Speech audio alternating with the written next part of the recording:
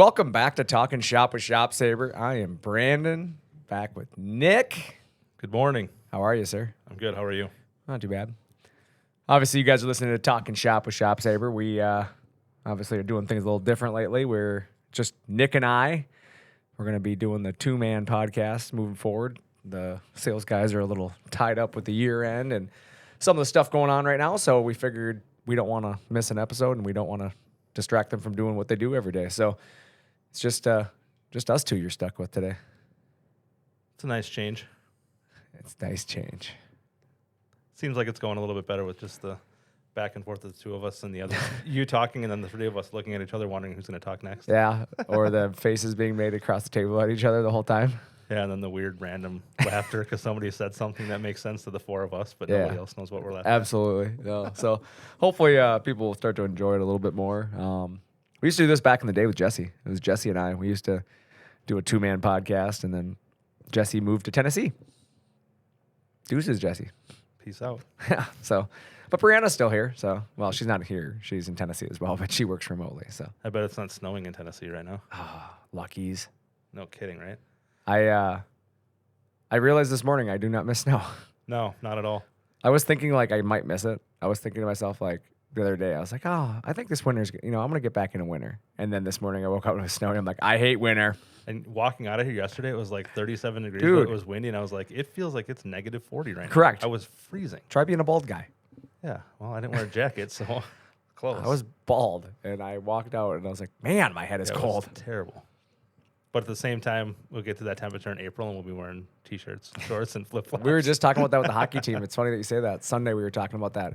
My son had a hockey game this weekend, and we were all out to eat after. And one of the parents said that they're like, we were all like cold, walking to the vehicle, and somebody's like, come spring, we'll all be in T-shirts when this weather comes around, and we'll think it's the greatest thing ever. Yep, still water and ice and slush Yeah. on the ground, but we're still wearing flip-flops. Absolutely. It's just because of the fact that like you get so acclimated to negative degrees that when it's 30, it feels warm. I just need to find a place where it's probably San Diego, where it's just 70 degrees all the time. Because I don't like the cold. I guess I don't mind the snow. It's just the cold. I just don't like the cold. Yeah. And I don't like the really hot. It's like I just. Well, I need to don't think find a San happy Diego's the medium. place for you. But it's only like 70 there all the time. I don't think that's true. I think it gets hot in San Diego. I don't know. Does anybody from San Diego listen to this thing? Maybe you could chime in and let us know on Facebook if it gets hot. 'Cause I'm pretty sure it gets hot in San Diego. Nobody's answering. Nobody's answering. It's because we're not live. Yeah, I don't know. For me, I don't mind. I guess I don't mind the cold per se. I can put the right clothes on for that. I hate snow. I hate having to shovel the snow. Oh, yeah, that's definitely not Like that's the only thing I hate. Like I just don't. If I never had to shovel again, I'd be the happiest guy you've ever met. You could hire Travis. Come plow your driveway. He'd probably wreck my yard. Yeah, probably true. Like, Brad, I did the sweet donut in your front yard though. Oh man, can't make fun of Travis. He's not even here. Yeah, that's fair. He's over there selling. But see, this will be proof when he says he listens to them all. This Oh, will be he proof won't know. whether he does or not. He doesn't 'cause even if know he it. doesn't bring it up, then He won't even know what's happening. It's gonna be great. No, I thought last week's episode went pretty well. Obviously, kind of bounced around last week a little bit as we kind of found our way, but this week, you and I had kind of been chatting a little bit about business, and we talked a little bit about the time that we spend here at ShopSabre. And like you have to insert a certain amount of effort, obviously, into any business. When you're, but did I say business? I was just going to let it go. No, you shouldn't let that go. That was weird. In any business, you have to put your time and energy into it. And I'm sure lots of you guys out there listening have, probably instilled more time and energy into your own business than, you're probably willing to admit. Let's be honest. We all kind of work. I've always said that there's 24 hours in the day and I'll use every one of them if I have to. And it's not because I necessarily want to. It's because I will do it to get the job done, right? I'm not going to let time be my determining factor here. Like I will just make the time to make things happen. And, but there's a number of people out there that I feel like they create more work for themselves just simply because they don't want to spend the money. Right. Do you think that's true? For sure. I mean, I think in anything in life, business, whatever, you have to give a little bit or put into someone before you can just take all out of it, right? Correct. I mean, there's just a give and take with everything. You can't always just want to take. Except for in this world we live in now, it seems like everybody's looking to take. Yeah. You know what I'm saying? Like, Yeah. I'm not saying like it is a negative thing. I mean, I guess it could be considered negative, but like it really is just like everybody's trying to maximize what they can get out of life now. And so like, they're always looking to see what they can get out of the situation. It's not contributing to a situation a lot of times. It's just taking from a situation. Right. And how does it benefit me? correct. And I think that's what makes it so hard for employers to find good employees nowadays, is because the vast majority of employees are more concerned about themselves than they are the job they're there to do.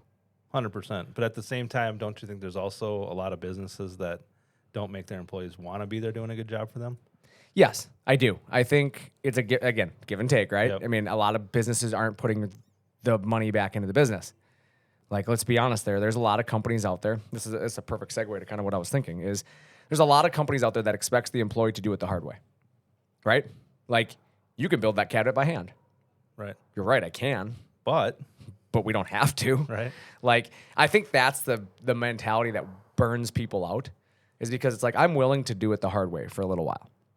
You know what I'm saying? Like, I will invest in the company, my time, if I know it's going to get us to the next step. Yep.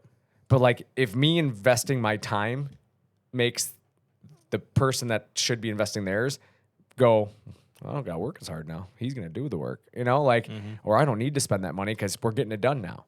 Like, it makes me then pull back. Like, why would I put my time in if you're not going to put your time back in? And I guess I can relate it in my life. ShopSabre is not one I can relate that to because I put the time in, and a lot of times I also put in the energy to upgrade things. But I look at it as past jobs that I've had. It's what made me leave my past jobs. For sure. Was like, I put all this energy and time in, and the people running it didn't reinvest in myself, didn't reinvest in resources around me to help me. Right. And sometimes I feel like other employees do the same thing, though. They see, the handful or small percentage of people that put in the extra effort, the extra time, and then they're like, oh, well, this person's going to pick up my slack, so I can just kind of, slough off for an hour today, and it'll all get done in the end. I don't think anybody openly thinks that, to be honest with you. I think they subliminally start to believe that. I think everybody believes they're working hard.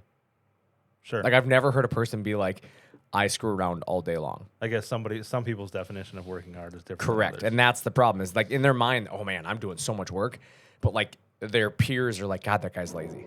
You know what I'm saying? Like, Yeah. he just doesn't put in the extra energy. Like, 5 o'clock hits and he's running out the door to his car. They do just enough to get their their stuff done on time, or when they're supposed to, and that's it. They don't really go above and beyond and have it done early per se. Yeah, and I've always said, like, employees that work for us, like the ones that show up at 8 and leave at 5, they're gonna continue to work for us. You're dependable. You're here, 8 to 5, right? But if you show up from 8 to 5 and do nothing, you're probably not going to continue to work here, right? I mean, it's about what you do during that time frame. But the employees that show up at 7:30 and then leave at 5:30, like, yeah, I do notice those little things. Like, yeah, it's only a half hour difference, but I know that they're putting in the effort, And so a lot of times, like, if their area needs some, I'll go in there. Nick probably can seen that. I've seen this. I go into different areas of the company and ask what I can help with. If I see somebody backed up, working long hours, something like that, I ask, is there something I need to help with? Is there something we need to change? Because I don't want somebody to feel obligated to work those hours. Right. Now, some people just enjoy working. I mean, there's people that literally say, like, oh, I just enjoy coming in early. Like, I get up anyways. I'd rather just get started on my day, Nick, you're one of those people. You come in at 3:30 every morning. Is that 3:30? It wasn't until like 4 this morning. The roads were a little slick. Whatever time you get here, it's ridiculous. You're the earliest person ever. I have notoriously always been the first employee at ShopSabre until you started. And you beat me here 9 out of 10 times. It's awesome. Oh, it's just kind of one of those things. Like, I'm a creature of habit. Like, Yeah. I like doing things the same. It's weird, but whatever. And I just like to have that time to get certain things done where I won't be in somebody else's way. Like, I figured out that, using the printer or doing whatever else kind of gets in the way of the sales guys printing their stuff, especially this time of year. Yeah. When they're super busy. So it's not a big deal to get it done ahead of time and then leave it to them the rest of the day. But I think that's like another, point that, like, you've invested so much of your own time trying to figure out, like, the best system possible. And you noticed, like, okay, I can not affect the people around me. And that's what makes people like you. Like, you're willing to work out around their, their needs. And obviously I think it's helped a lot because then they work around your needs. It's a give and take relationship. But, the one thing that I think a lot of people need to look at is like, you could always get back money in your business. Like the money you make in your business is recurring. Mm-hmm. You should be, at least it should be recurring, or you're probably not going to be around business for very long. But you should have a constant revenue stream. And that means money is going to come in, but money is going to go back out. And the problem with some businesses is they fail to grow because they are so concerned about the money in, they stop thinking about the money out, and they don't reinvest in themselves. And I've always said, there's a phrase in life. We were talking a little bit about it, Nick, and it was you can get back money, but you can't get back time. Correct. And a lot of people take that as like, oh, I shouldn't work as hard because I can't get back the time. No. Like, that's not what I say at all. Like, obviously, I'm big on family. You know that. Like, I've always excused any employee that ever has, like, hey, my kid's got this going on. I'm never a guy that's going to tell you don't go spend time with your family, okay? Right.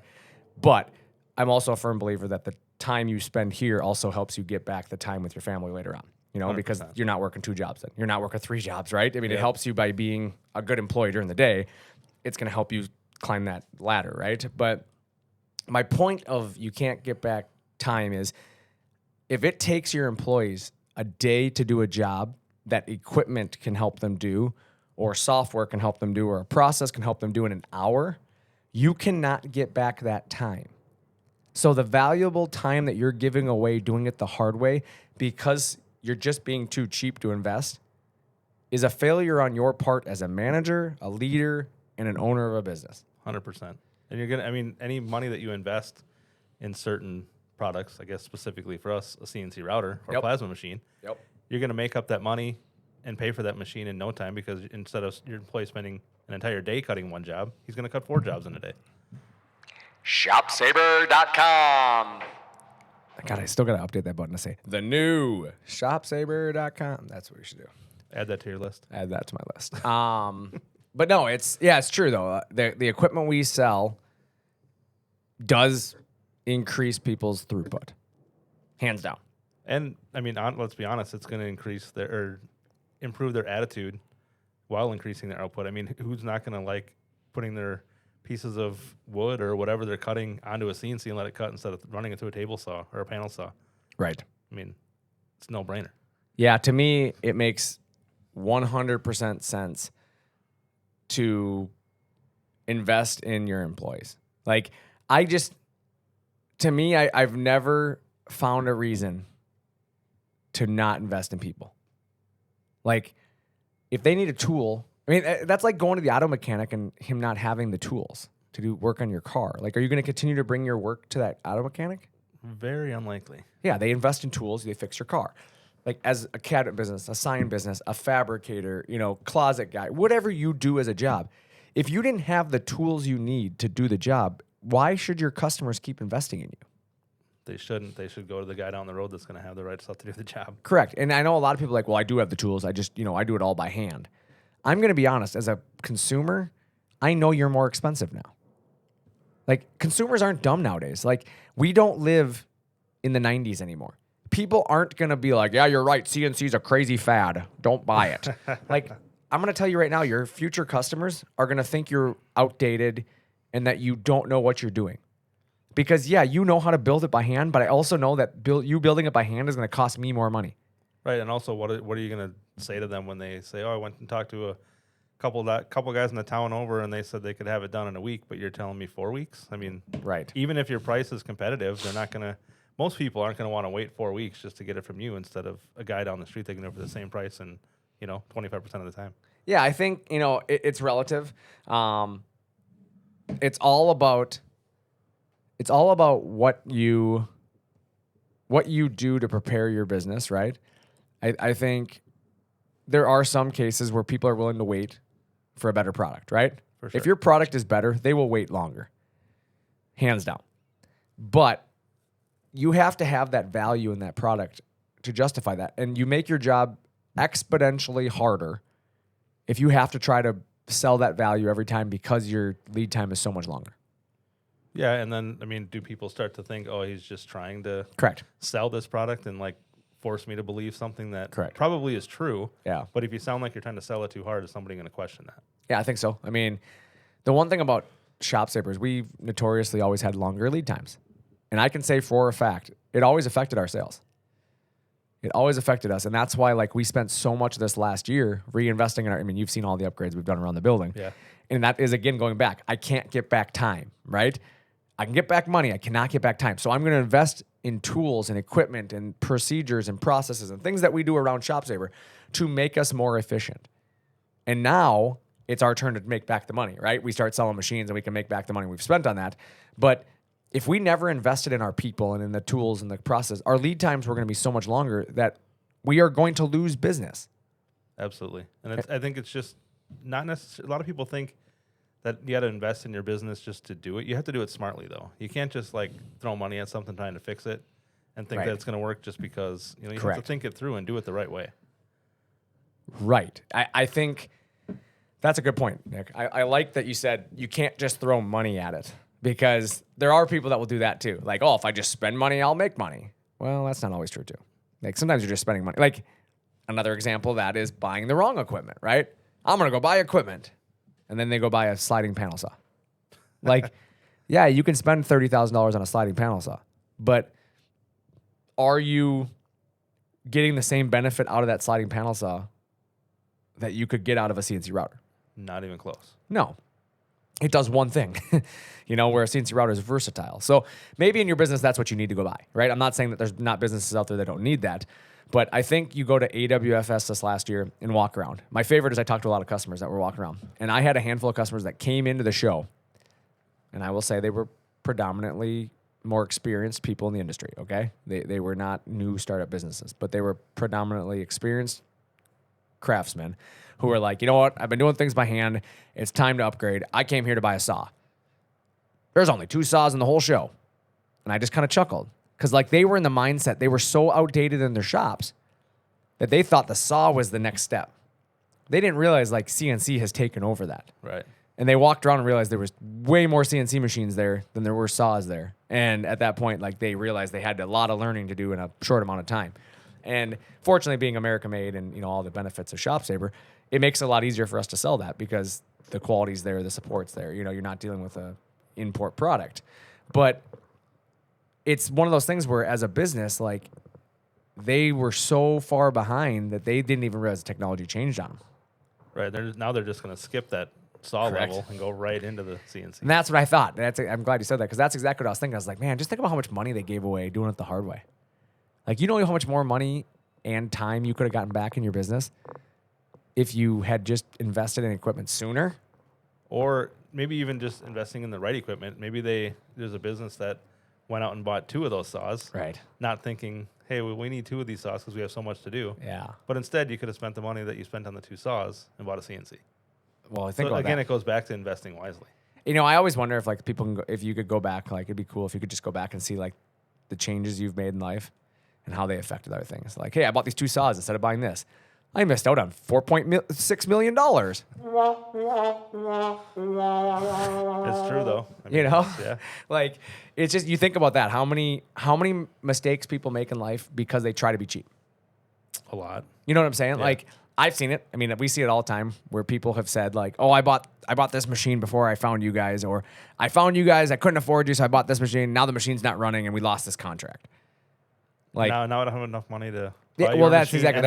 and I don't have a working machine. Correct. Like, that's the problem is they start like trying to scrap together money. Like, oh, I got to figure this. I'm going to sell this. I'm going to do this. Like, they're doing it the hard way. And I'm like, guys, like, stop thinking about it that way, because everybody looks at like nowadays people seem to break down machines differently. I think they do it wrong, in my opinion. Like, people look at it as like, oh, it's a $65,000 investment. No, it's not like you're just going to use the machine one time. Right. Like, what's that investment over time? How long are you planning on running the machine? Well, it's probably the next 10 years of your life. So 65 grand over 10 years is a whole lot cheaper now, right? No, it's 6,500 a year. Right. That number's not as bad anymore. Can you hire a guy for $6,500 a year? Not even close. Maybe for like a week. Yeah, no, exactly. And that's the thing is like I try to explain to customers of ours that you got to break this down based on the month, right? Look at it on a month-to-month basis. What's the payment per month to you? That's what this machine really is, because you're going to pay somebody, whether it's time that you're investing in people, right? You're going to pay the salaries of the people you already have hired, or you have to go hire somebody because you don't have the people. All of this comes at a cost to you. And I don't know if anybody knows anything about managing people. It's not fun. And it's not easy. No, like there's a lot of stuff that comes along with managing people. So the more people you add, the more time you're going to spend in your business doing that, and you can't get back time. So to me, get yourself a quality piece of equipment or a system, software. Go, people are still drawing things by hand. Go buy a quality drawing software. Like, save yourself so much time. Because here's the thing. You might be able to draw the most beautiful cabinets that you've ever seen in your entire life. And it takes you 3 hours to draw a kitchen. And then me, Mr. Consumer, comes in and goes, I don't like that, change this. I think what it comes down to really is people just need to get out of their comfort zone. You get so tied into how you've been doing something for 1 year, 5 years, 10 years, and you just don't want to change because it's what you're comfortable with. But most of the time, uncomfortable change ends up being a positive. Other weaknesses, we're slow learners, and we're not particularly good listeners. I think you could tell somebody that 5 times, and they wouldn't listen to the first 3 times. Probably not the first 4. Yeah, I mean, seriously, you're right, though. It's like people they never want to change because they're always right. Yep. Like, the way I do it works. You're right. It does work.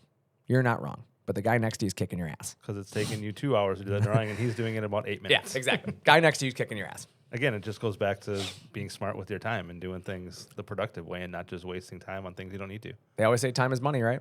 For sure.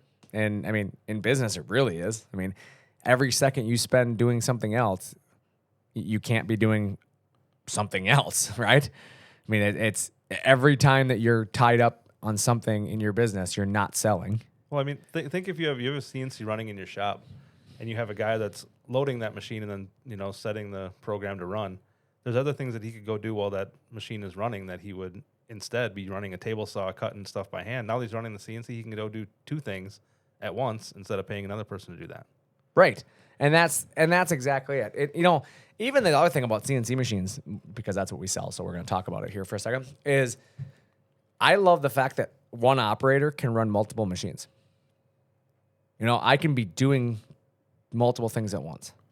One thing that we showed in our last video, which we're editing right now, it'll be coming live soon, is Sean, CNC Sean, was cutting cabinets. In fact, we needed cabinets for our showroom here, so we were making our own cabinets. And Sean is cutting the cabinets with the machine, and while the machine is cutting, he's over at the edge banding the cabinets that were cut on the last sheet. And one man doing 2 jobs. And to me, I started to look at that, and I'm like, how many businesses could be benefiting from that?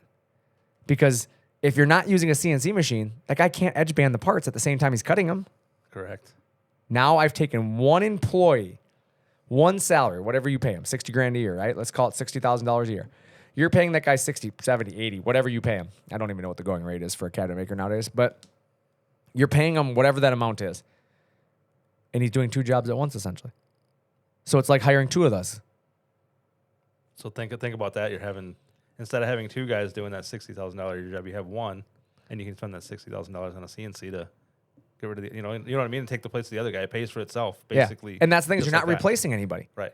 Like that's the thing that I think a lot of people that, I don't want to, I got good employees. I don't want to get rid of them. Nobody's telling you to get rid of anybody. It's going to make your good employees happier. Correct. Your employees are going to stay, for one, which retention is huge right now. If you can keep retention, that's a good thing. But you don't have to go hire somebody else. That's all you're doing is you're stopping from hiring somebody else. And in this market right now where it's hard enough to find good employees, like that's a good thing. You don't have to go scrape the bottom of the barrel to find somebody who probably doesn't want to work anyways. And then you spend all that time training them, and then they realize after a month, I don't really like this. I'm going to leave and go find something else. Or you teach them in your job, and they really are good at what they do, but they realize like their worth, and they say, why would I work in a shop where I don't even have a CNC machine? Right. They're going to leave. I'll go find one that does have. Correct. One. Exactly. Like it makes your shop more attractive when you have some of this stuff. And the reality is we're not in a job market where there's a ton of unemployed people out there. We don't live in that world right now. It'd be one thing if the unemployment rate was super high, so there's a bunch of good employees out there that you can, poach and bring them into your business. The good employees out there all have jobs right now. Right. Like, simple as that. The majority of people out there that have the skill and the craft, they're highly sought after right now. I mean, this sign industry, as an example, I got friends of mine that own sign businesses, and they told me, like, graphic designers right now, like, they're having a hard time finding decent graphic designers because the good ones are all employed. He's like, he flat out told me, he's like, I'm struggling to find people who are good graphic designers right now because I just can't poach them from the other businesses. Everybody's willing to pay more and willing to do more. And, fabricators, I got people that own, fab shops that have told me flat out, like, they can't find welders. It's hard to find welders right now because the market is so competitive that literally businesses are stealing welders from each other. And it's like, that's where having a plasma machine or having a router and things like that, can help you in your business because it frees up so much bandwidth that now your designers and things like that, you can get by with less people. Yep. Or you can get more aggressive and go after the people you need because you can be more efficient in your shop. So you can pay your salary a little bit higher to the important employees that you need. Yep. Well, you take care of those people, and then obviously they're not going to leave. Excuse me. They're going to want to continue to work for you, and you can afford to do that because, like you said, you have the not extra time in your business, but you're using your time more wisely in your business that you can afford to spend a little more money on those people to work more efficiently. Well, that's exactly it. I mean, I can't get back time, right? Right. I cannot get back that time. I can get back money. Paying for the right tools, technology, and people is never a bad investment. No, never at all. I mean, I got to admit it myself. There's been times I try to get by. I mean, Jose will probably be the first to throw a chair at me when I talk about that because, like, I didn't want to upgrade our computer system. Like, we have computers here that we've used for, graphic design and for video production and that. But Jose has been bringing us to a new level. He's been pushing us forward to a level that we've not been at before. And his capabilities are beyond what the capabilities of our current computer system is. Mm-hmm. So, like, he's openly said, like, I can do more, but the computer can't handle it. And I've been really pushing back on that. Like, well, we should just, use the computers we have. We should use And finally, like, last week, it dawned on me, like, what am I doing? Like, I flat out told him, I'm like, you're right. I need to go work on this. So, like, this week now, he's been on vacation. So he's been on vacation for the last 2 days. And I've been working on computer stuff. So when he comes back tomorrow, me and him are going to sit down and we're going to go through and get the computer upgraded. Because I'm only hurting our business. I'm holding our business back by not investing in the technology. But at least you came to that realization and realized that making an investment like that is worth it. Where, there's probably a lot of people that would have been like, no, I'm going to stick to my guns and I'm going to be the They want to be and right. I'm going to do it my way and I'm going to do it right. That's exactly it. More people want to be right than they want to be willing to admit that there's better ways than what they're doing. Yep. And I've always said it. I don't want to be the smartest guy in the room. That was exactly what was in my head that I was going to say next. You say it all the time. I'm not the smartest guy in the room all the time. So when he brought me an idea that was better than what I thought I had it. Yeah, I was resistant to change. I pushed back a little bit because also as the manager, you got to kind of sometimes wonder, is it just frivolous spending? Right. Yeah. It's not your money, so are you willing to just do it? But then once he brought me information and facts and showed me, that's a good employee is always going to bring you an ROI, right? Return on investment. What do you get if I do this? He was really good about that. Showed me what we're doing, and I'm like, hey, you know what? I'm just being cheap. I need to invest in this. Yep. Like, I've invested in a mill. I've invested in welders. I've invested in all these other areas. I have not invested in the marketing team's equipment. So it's time to do that. And it was an area that you knew that you wanted to improve and make better and get better on, so you have to make the decision I brought invest. in one of the best guys in the industry, in my opinion. I mean, between Kyle and Jose, they're fantastic at what they do. For sure. I bring in these rock stars, and then I'm not going to give them the tools. Doesn't seem like a good idea. No. But you came to your senses and figured it all out. You guys hashed it out, worked together, and came to a good conclusion, right? I didn't come to my senses. He came to my senses for me and made me realize that. I won't take credit for that.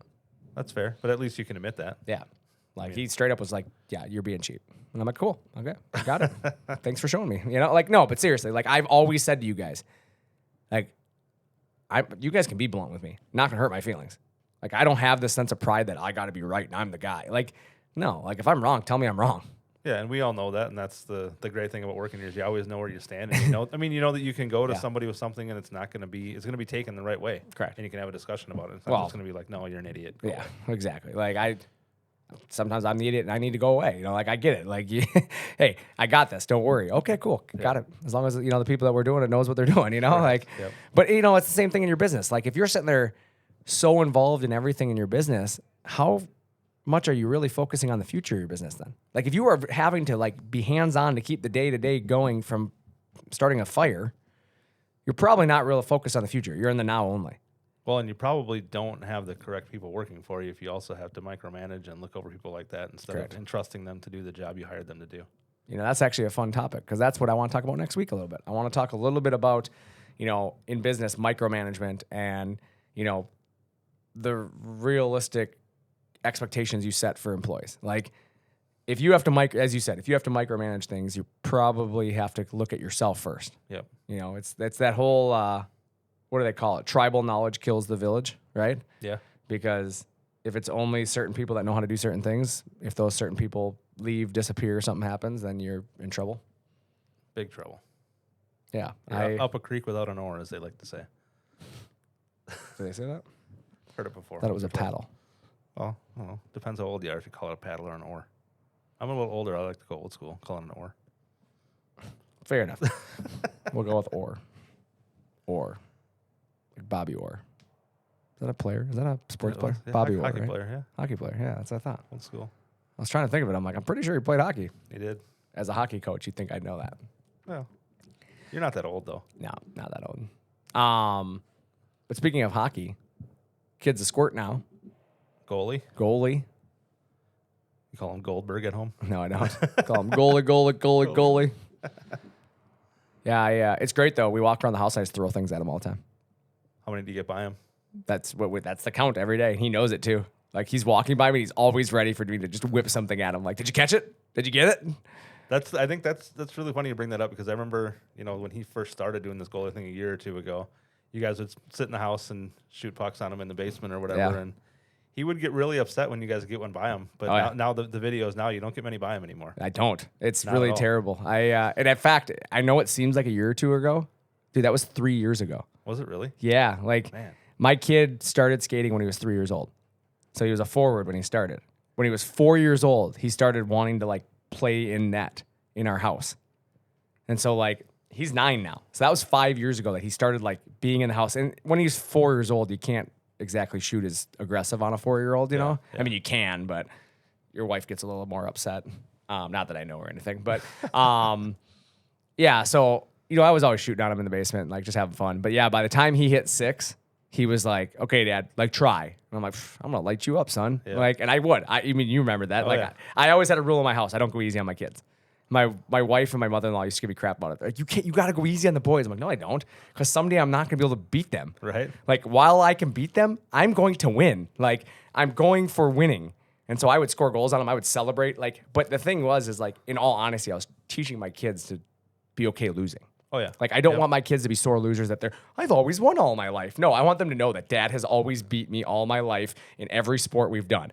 Because I remember being a kid and, like, that one time you actually score, like, a goal on your dad or, like, you actually beat him in something. It's, like, the greatest victory you've ever had. Because you're like, I got him. Yep. It's like playing golf with your dad. The first time you beat your dad, it's like, holy crap, I beat my dad, And I want him to always, like, and I want him to know that when he beats me, he actually beat me, that I didn't let him have it, right, you didn't go, like you said, you didn't go easy on him. Correct. Just let him win to let him win. Correct. So it was like, I've always done that. So, right. So this is, backing up, like I was getting a lot of crap from my wife and my mother-in-law, but now fast forward, and they both have admitted that it's made our boys stronger because in hockey, both of our boys, like when their teams are losing, are really well composed. Like they're not the kids on the bench throwing their sticks and getting angry. Like my kids get just laser focused. And it motivates them to be better. It does. It motivates them to go out and like just the next shift, they're extremely focused on like, okay, be better than I was the last shift. And like, it's made my kids very competitive. But the problem is my 9-year-old now has actually gotten pretty dang good. And, he's in all the camps and all the stuff. And he's now playing up a level. So he's a squirt this year. And yeah, he's a goalie. Yeah. And unfortunately, like after goalie camps, it's not as easy to snipe my son anymore in the net. Like I'm sitting there, there's nights I shoot 30 pucks on him and I might get a goal. So he's getting better and you're getting older. It's not a good combination. It's not awesome. I'll tell you that much. Like I don't feel like I've like as much as I want to admit, like I want to say like, oh yeah, I've lost a step. I don't feel like I have on it. Like my shot, if anything, has gotten better because I'm shooting on him so much. Sure. But he's just gotten so much better in net that it's like, I can't beat him anymore. And I tell my wife that. I'll come upstairs. I'm like, I didn't beat him today. Like, and he knows it too. So you've seen him. He celebrates in my face. Like, because I used to do it to him. So like, he always like yells at me to get out of his house, stay out of his crease. Like it's so much fun playing with that kid. Like, I love it. But yeah, he's starting to get this little attitude because he's getting good. Wait till you get in there too close and he starts smacking the back of your Oh yeah, legs I told him that. I said, if you ever smack me with the stick, I swear to God, we're done playing. Because I told him, I'm like, nope, you don't get to hit dad with the stick like you see on YouTube videos. And so he always laughs about it. But no, he's a good little goalie. Like I said, he's got a lot to learn. He's got a long ways to go. But I mean, I gotta admit, like it's fun, shooting on him in the basement. On the ice, I can beat him still. Just for the record, I can make a move, and the ice is a little bit slipperier than the basement floor, so he can't hold his ground as much. And I think that's where his biggest improvement is going to come from, is holding his ground as a goalie, on the ice, being able to dig in and, move side to side laterally, his T pushes, things like that. Yeah. But yeah, he's getting a lot better. It's a lot of fun. But yeah, like I said, we had our first away game as a squirt, as a goalie, and yeah, he saved 15 of 19 shots. So I mean, can't be too upset about that at first year squirt level. No, heck no. Yeah, he played a bunch of second year squirts too. That was the best part. Like the team we played had a bunch of second years. His team was predominantly first years. So, like I said, him giving up 4 goals in his first game as a squirt, like I was extremely happy with it, given the level of play he's playing at. That's awesome. But that was my weekend. So now what do we have? I have 5:30 practice tomorrow morning. So that's cool. So you'll be here first tomorrow morning? I'll be here first tomorrow. Yep. We'll see about that. Maybe not. I have 5:30 practice tomorrow morning, and then I also have 6:30 goalie training tomorrow night. So wow, I go to hockey, to work, back to hockey. So that's a hockey dad for you. there it is. That's what we're gonna be doing. You're the one that volunteered to coach. Don't remind me. I got voluntold, I feel like. That'll happen. Yeah, but yeah, that's what I know. But with that, I kind of I think that's going to wrap up today's episode. Obviously, we're going to be back next week. We'll have another episode. As I said, we're going to kind of talk about tribal knowledge next week, talking about how, teaching people in your business makes you more valuable, management strategies, things like that. But, obviously, hopefully today you start thinking about your business and you think, what am I skimping on that I could maybe reinvest in? And that might be, equipment, that might be software, might be people. Who knows what it is in your business. But remember, you can get back the money in your business. Stop being cheap. Spend the money on what you need to, because you can't get back the time in your business. Eventually, you're going to hurt your business by taking too long to complete jobs, spending too much money to complete jobs, or simply just not getting jobs done because people aren't going to come to you anymore. Yeah. You always have to stay ahead of the curve. Stay ahead of the curve. I agree with you. So, you know what? With that, I'm Brandon. I'm Nick. Thanks for talking shop with ShopSabre today.